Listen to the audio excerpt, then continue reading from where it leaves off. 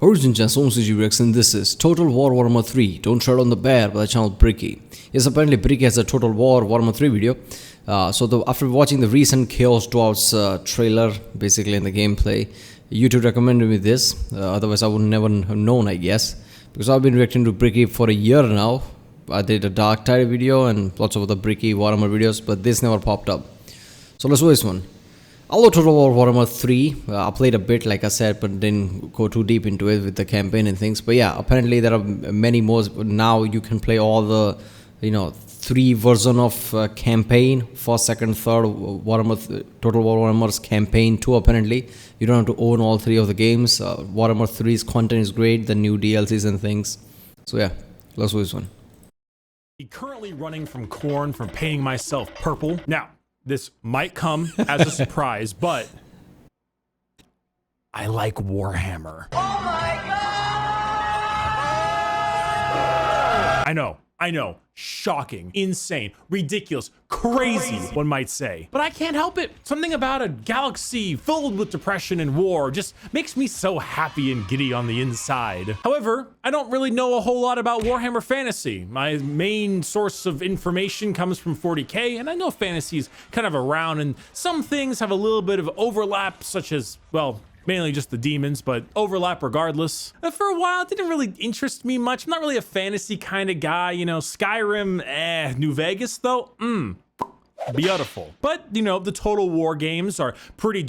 It's just the word in the end. 40k is still a fantasy. I mean, come on. Psychers, demons, come on. Necrons. So, yeah. See, I love Skyrim, Elder Scrolls, I love Fallout, New Vegas, Fallout games. But there are people who really can't even touch Elder Scrolls but loves Fallout. I don't understand that. Like, okay, it's a great if you don't like any fantasy, dragons and horses and crap, it's understandable. But if you love any other fantasy, anything type of magical genre, why won't you like that? I don't know. Darn popular, and they've always had a huge following. So I thought, wait, Total War Warhammer 3 is coming out. Perhaps this is the time when I finally delve into fantasy. You would think I would actually be really big in the Total War series because I like my strategy games. I like my RTSs, I like my Command and Conquerors. I love my 4X games, well, it's mainly just Endless Space, but I love Endless Space. So this hybrid, this grand strategy game seemed really interesting, especially in the Warhammer universe, but I never played a Total War game before. I just never did. But Warhammer, new game, Adeptus Ridiculous is kind of popping off. Maybe it's about time I check it out. The question was just, when? Yo, I'm based, I'm cringe, I'm pugger just like Singed from Arcane. This game is really stupidly insane. Hello? Uh-huh. Right now? Yeah, I can do that. This video is sponsored by Total War Warhammer 3.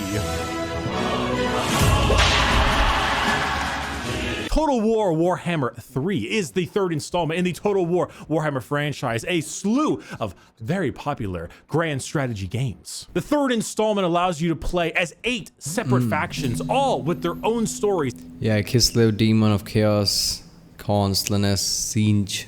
And their own special campaigns and skirmishes. It has improved co-op features with up to 8 players taking synchronous turns and a well-improved and just really darn good prologue that we'll talk about really soon to really help you get into the Total War Warhammer series. And not only is it available on Steam, but it is also available on the Xbox's PC version of the Game Pass. So yeah, I got sponsored. They reached out to me. Let's fucking go, dude. I'm really excited. Of course, naturally, my opinions will not change on the game. I will give you an honest opinion, but hey, I should also state something very important. This is not a full review. About maybe 15 minutes in the game, I realized I wasn't gonna be able to do a full review. There is a lot. Oh my God. I can barely do a review on a singular faction. This is much more initial impressions, first impressions, and hey, what's it like playing a Total War Warhammer game for someone who, well, never did. A consistent stream of consciousness, Bricky consciousness, which is a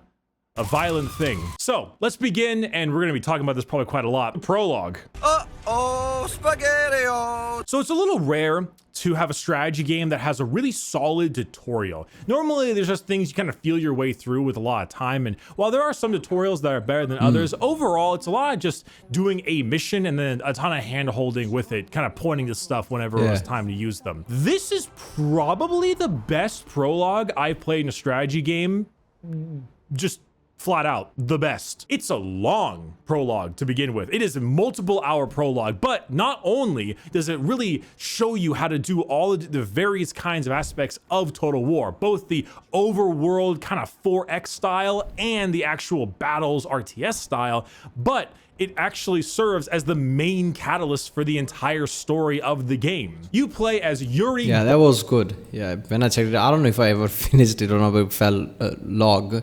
But yeah, it kind of, feels like a part of the story from the start, right? They made it in a way that doesn't, like he said, it'll feel like hand-holding, like a small portion of the game mechanics. They do this, do that, and just like annoying thing, right? I mean, sure, you want to learn it so you get along with it, but it still feels annoying, like when the real game's going to start. In this type of thing, it doesn't feel like, oh, when the real game's going to start. No, this is the real game.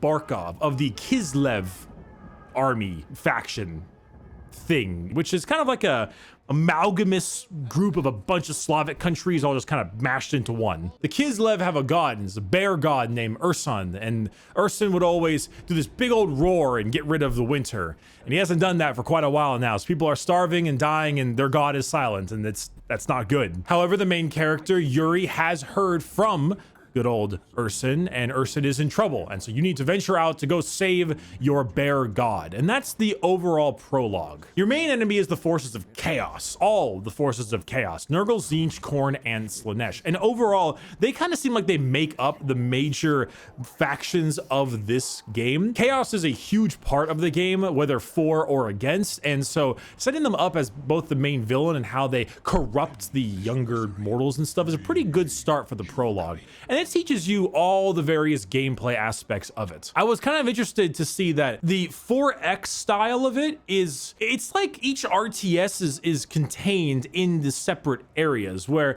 if I was going to cities and civilization or planets in endless space, here we have like fortresses, and in those fortresses you can build them out. You can give them more upgrades for more income or more growth, which allows them to upgrade even more and produce more income, or perhaps training areas for higher troops or better troops, upgrades, etc.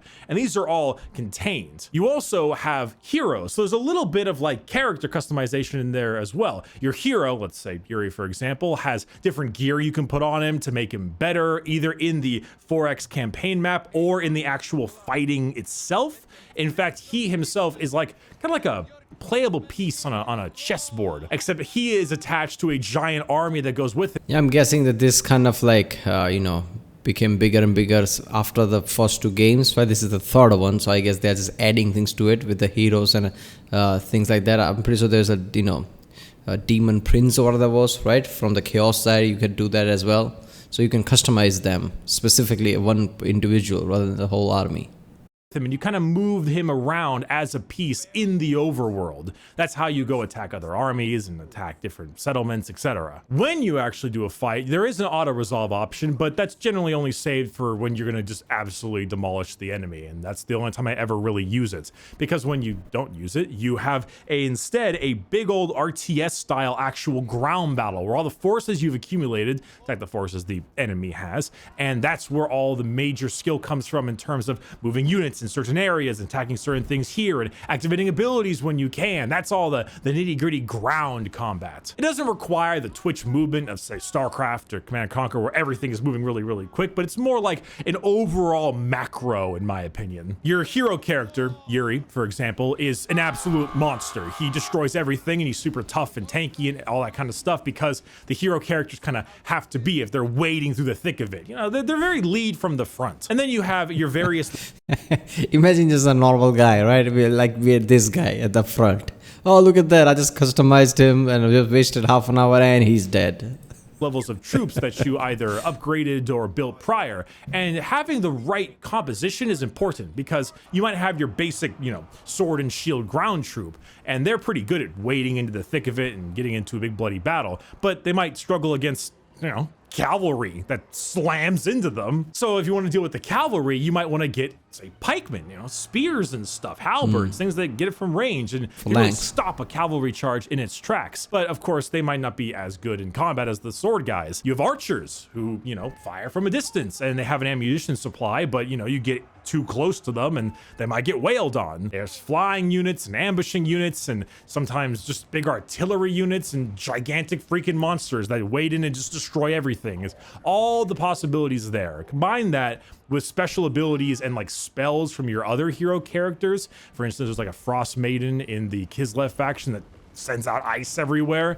There's some really cool depth in there. Despite the fact that I just, you know, rambled on a whole lot of stuff about it, I haven't even scratched the surface of depth. I haven't quite reached that level yet because these are long campaigns and to get those big unit masses and these giant battles, it takes a bit. You really need to get your force up and heavy. Of course, when you win a battle, you can go ahead and replenish your forces or go send it towards the next major settlement and then try to raid said settlement. And when you raid a settlement, what are you gonna do with it? You can take it over, you can just ransack it, you can pillage and murder everyone there, depends on your faction. This is all explained to you in the prologue. You've also got missions you can do that give you rewards. There's your income, and then there's your upkeep of income. Soldiers cost money to train, but they also cost money to, you know, upkeep because they cost food and things of that nature, and you're managing all your different areas. And like I said, this is the surface, and each faction plays massively different depending on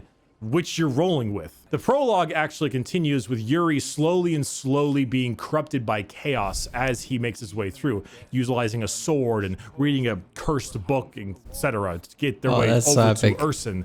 And when he gets to Urson, well, I renounce you.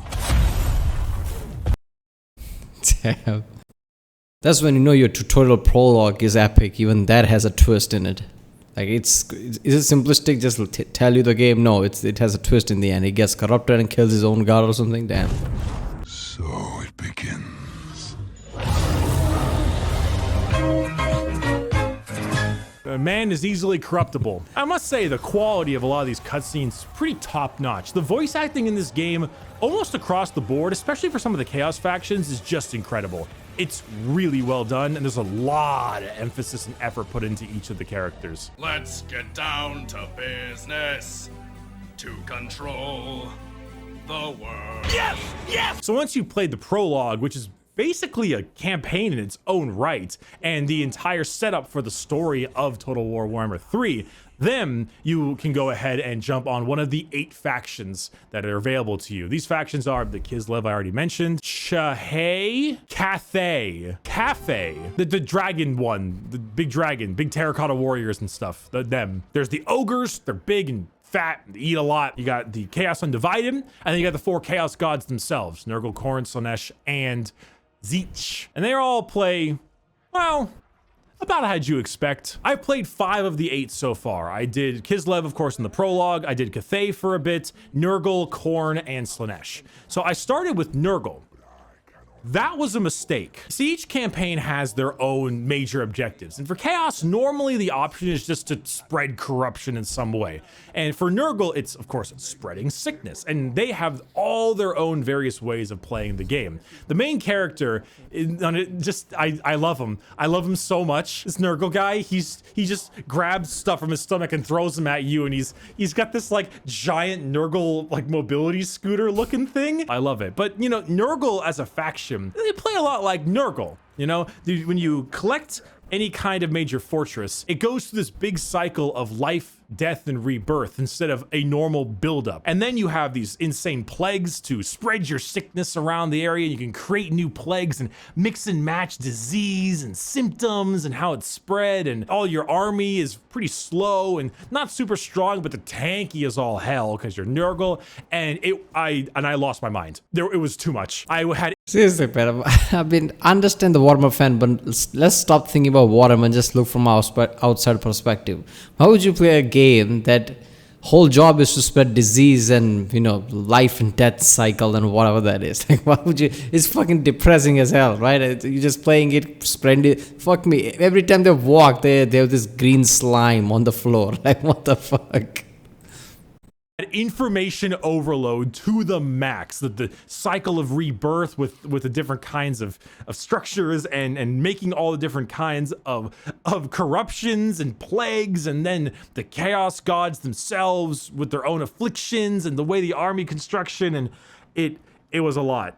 It was a lot, but it was kind of cool because the mobility scooter guy. So I took a break from Nurgle for a bit and I tried out the Cafe group. The Cafe group. Theirs is interesting. They've got a definitely not Great Wall of China that is being assaulted by many forces of chaos. Oh crap, I forgot about the whole storyline point. Damn it! All right, side note. What's the story, Wishbone?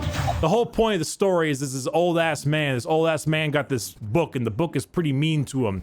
And so he's going and trying to get one drop of the bear god's blood to free him from the book. So he's trying to find the most powerful ally to take the god and, you know, do whatever they want with it. So, you know, you go to Kislev, and they obviously want, you know, Urson back for obvious reasons. You go to Cathay, and they have their own reasons for knowledge. And then Nurgle thinks, oh, I can make a god stew, corruption, and Slaanesh wants the soul, and Khorne wants the skulls. So you're bartering with each and every one of them. That's why these people are on your side. Okay, out of the way. But Grand Cafe has their giant... The bear's like any god but Slaanesh. Do not take me to the Slaanesh. I don't want to do that. Wall, and you need to go ahead and deal with some of your rival factions around it, reinforce said wall, keep chaos off, and they have all these different gameplay mechanics to go with them. For example, their main one is the concept of harmony, the yin and the yang. And if you're too far building either buildings or research or units that are in the yin side, the yang suffers, and vice versa. So when you're able to keep them perfectly in line in harmony, you get massive bonuses. So it's like this constant balancing act. Not only that, but you have this awesome compass that lets you get different benefits depending on which way you want to go and at what time. And you even have like an Oregon Trail route that plays a lot like Oregon Trail. You send a caravan to get stuff. That's how you get more resources, and shit might go wrong there. So, you know, make your decisions wisely. They were also a pretty interesting faction. I really liked their units. Instead of Kislev... See, that's the thing. They use many different type of things in every different campaign to match that type of campaign. Like this is like Chinese, so Chinese type of things, right? Well, they are the Slavic people, right? The bear god ones, so they are tailored that way. If you play Nurgle, you spend a lot of time playing Nurgle, Disease and Pestilence. By the time you're done playing something else, you'd be like feel completely different. Like, holy shit, I just spent hours and hours doing Nurgle things. I completely forgot this exists. This game is gigantic, man. That felt kind of like a little more jack of all trades. Everything felt really specialized with Cafe, and being able to have very specific units do very specific things. I felt like my mind was tested a bit more in the RTS style of it, but the overworld part was still, it's a little bit much for Bricky brain. So I was promptly informed by my Twitch chat, maybe you should try Khorne, Bricky. Khorne's pretty simple. I tried Khorne. Khorne's pretty simple. Khorne features our main man. Khorne's goals are simple. Like just kill, war, blood, skull. Why the fuck not? Scarbrand. Why complicate as the it? main character. And Scarbrand does not fuck about. Scarbrand is a one-man army, and he is shockingly good in combat. And just rolling him across the plains is, I mean, that's Khorne thing, isn't it? And Khorne, It you know what's should be. Khorne like to do? You know, Khorne likes to kill, likes to murder. Guess what you're doing in Khorne? You're doing combat. You're doing almost nothing but combat. You are killing everyone you see. You immediately wage war against every other faction, and you just go ham on them. And then, what else does Khorne love? Skulls.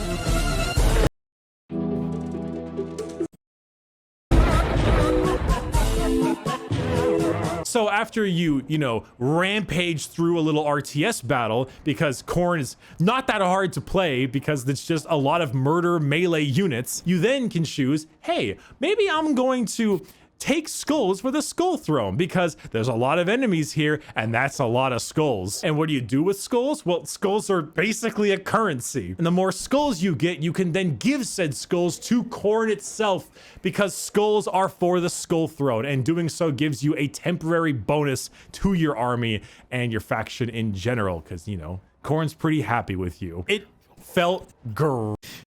Khorne just sitting, how many skulls you have? 3,000. Ah, what a bitch. I expected 5,000. Alright, fine. You get this skill. Great. Where my entire purpose was right-clicking on things and seeing decisive victory and clicking auto-resolve. And just watching as Scarbrand rips up everyone. Skulls were being taken, blood was being flown. It was majestic. This actually leads to the battles themselves. A lot of the battles, I'm always very impressed with the volume of things going on. There are so many units in each of these different formations, and then just watching as they move around each individually and the animations they have to fight and to get back up, and watching Scarbrand just run in there and literally just kick these small mortals beneath him away, or watching as a cavalry charge just breaks through How is lines. engine handling this? It's really interesting to see. There's so much going on at once, but also not. When you scroll back, you can just kind of like observe your forces and watch the health bars dwindle and the leadership bars change, and just kind of get a nice overall look at the entire battlefield. But when you scroll in close, you just see chaos and murder and death, and it's super well animated, and some of the much larger creatures seem like they are equally well animated. It's something I haven't had the chance to try out too much. Basically, you can be the guy with the leaves crown sitting on top, just observing things, or you could be something like Alexander the Great or something.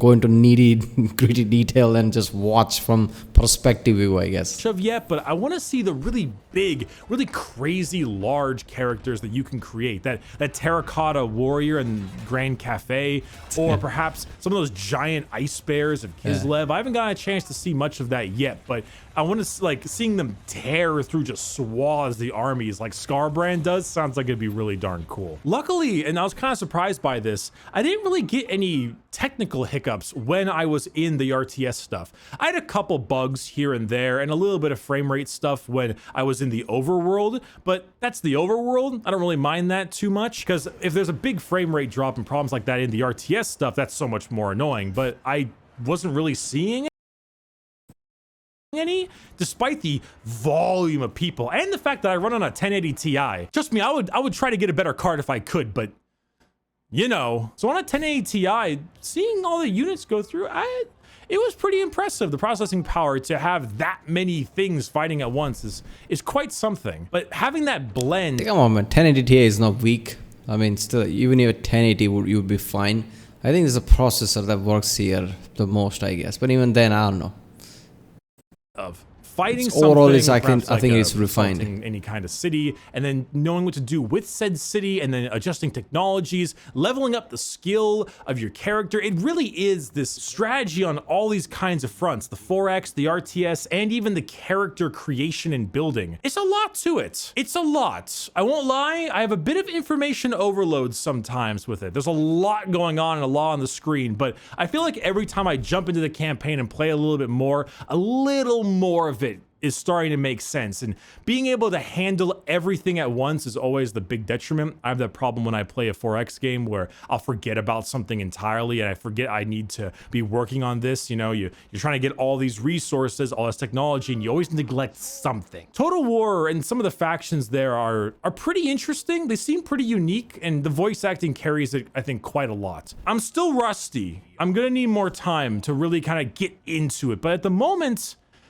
it's a solid game. A lot of the overworld stuff is really good. The design, the visuals, the UI, the red on red I'm not a big fan of, but overall the characters and the voice acting and even the cutscenes you get before when you pick a campaign faction. There's a lot there, and personally a strategy game, I think, kind of lives and dies by its visuals and voice acting, having you want to make units, not because the unit might be good, but because the unit might be cool. So yeah, Total War Warhammer 3. I like it. It's a lot, but I'm slowly kind of digesting it more and more, and I'm appreciating it as time goes on. If you're a fan of Warhammer Fantasy, I think it's an automatic buy because it's just, there's so much there going for you. If you're a fan of 40K, I'd still recommend it just because you can try out the demons, and that might slowly push you into the other factions. I mean, if you're the fan of Warhammer Fantasy, this is the only game, right? What other game? I mean, usually the games are 40K, right? All the mechanicas, you know, all the different first-person shooters, they're all 40Ks. If you're a fantasy fan, I think this is the only game you can have. Maybe get you more into it. I'm not fully there yet, but playing the demons, I feel like it's a great part for, you know, stepping your toe into it, because 40K or fantasy, you know how Nurgle works. I think it's pretty solid. I think if you like the grand strategy genre, it is absolutely worth picking up. And like I said before, not only is it available on Steam, it's also available on the Xbox PC Game Pass system as well. You can go ahead and check out the instructions on how to get it on screen, and I will leave the same instructions in the description, as well as a link for you to pick it up for yourself. Like I said, this video was sponsored, but my opinions are of my own. That being said, pretty good timing for the sponsorship. And with that, thank you for watching this first impression. Yeah. So the game is obviously great. I think the difference between fantasy and 40K is very simple. When they created fantasy, I think they were going for that kind of a setup, right? These chaos gods, this dark gods basically corrupting man and this and then. They created these man empires, right? Kislev, this and that, all the Chinese version and whatever. And they created this kind of fantasy version of it with many elements, but then they like just went to 40K. They just made this whole emperor imperium element to it with the humans and created all these different Xenos races and made everything, I guess, dialed down and grayed out, I guess. Like who's good, who's bad, who the fuck knows, everybody's bad. Everything's dark. You have to do dark shit because the world is too big, too many things is happening, and in the end, any decision is basically going to be dark decision because everybody's back is against the against the wall. Everybody's backed up to the corner or something. Everybody's trying to survive, so everybody's going to have dark decision. I think that's where they went with the 40K, and that's why 40K became so fun, right? Because there's so many fantasy genres in the world. You find whatever Tolkien's this and that, Star Wars, but 40K is the only thing that took fantasy and made it this kind of a grim dark way. That just works, I guess. So obviously lots of things in fantasy 40K is going to be similar, but 40K is just like grayed out basically. You can't really pinpoint who's good, who's bad, what. Yeah, Total War is great. It's an RTS style of, obviously, like he said, it's a type of game, but the visual is so great, and they added lots of different kind of scenes here and there, different kind of short movies this and that, just to make it more alive, which kind of worked, I guess. Alright, well, if you like my next one, don't forget to subscribe, and I'll see you next time.